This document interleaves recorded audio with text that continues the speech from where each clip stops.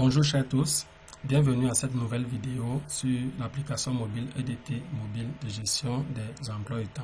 Dans cette vidéo, nous verrons comment éditer manuellement les emplois de temps de votre établissement.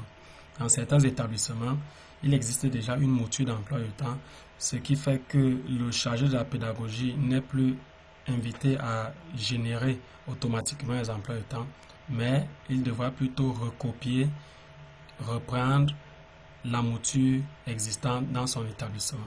Pour cela donc, après les différentes étapes décrites dans les vidéos précédentes, la gestion des enseignants, des classes et matières, la configuration des départements et autres, la gestion des troncs communs, une fois que vous avez défini tous ces éléments indispensables pour le bon fonctionnement de l'application, cliquez sur le lien édition des emplois du temps.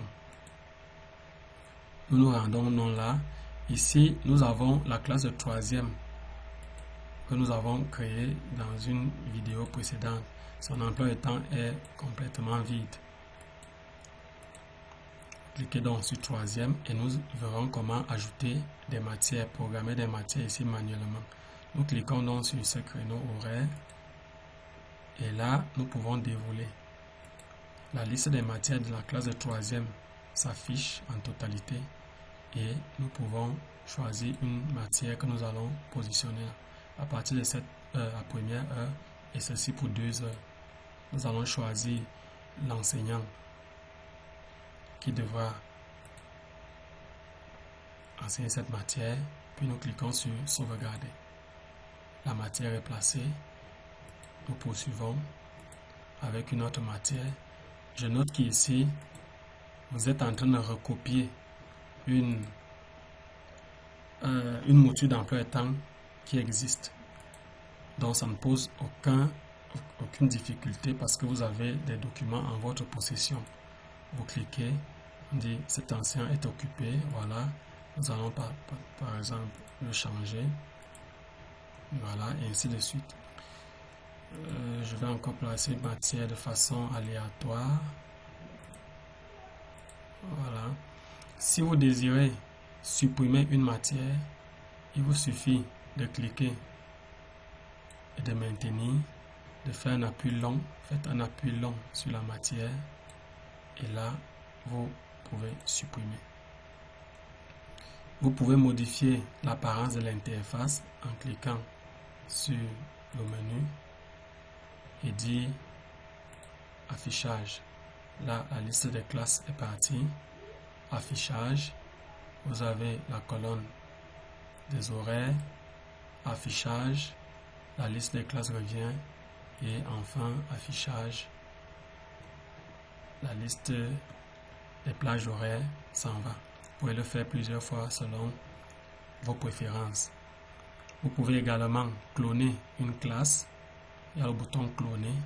Vous pouvez cloner une classe vers une autre. Alors peut-être je voudrais cloner cette classe vers une autre. Je clique donc d'abord sur la classe et je dis, voilà, faisons plutôt l'exemple avec la classe de 6e qui est encore vide. Je voudrais cloner cette classe de 3e, cloner avec la classe de 6e. Je choisis bien 6e et je dis cloner. J'aurais pu, si c'était normalement une classe de 3e espagnol, donc là on aurait vraiment un sens, mais ici c'est juste pour des besoins pédagogiques. Alors si je reviens dans la classe de 6e, je vois bien que les matières de la classe de 3e ont été reportées en 6e.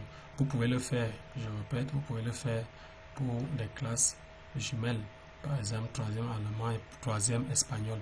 Vous concevez une seule classe et vous la clonez vers d'autres classes. Ça vous permet de gagner en temps. Vous pouvez également switcher, utiliser ce bouton pour switcher entre les classes et les enseignants.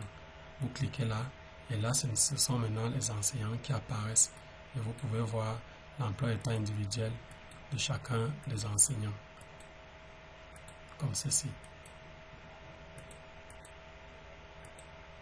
Voilà. Nous revenons pour les classes. Autre option, vous pouvez visualiser. Nous allons passer là, vous pouvez visualiser, vous pouvez lancer le rapport du générateur dans le cas où vous avez lancé la génération automatique, ou vous pouvez effacer un emploi du temps. Ici nous allons dire non, mais je vais me positionner en classe de 6e et je vais effacer cet emploi du temps. Tout est effacé et vous avez le champ libre pour votre création.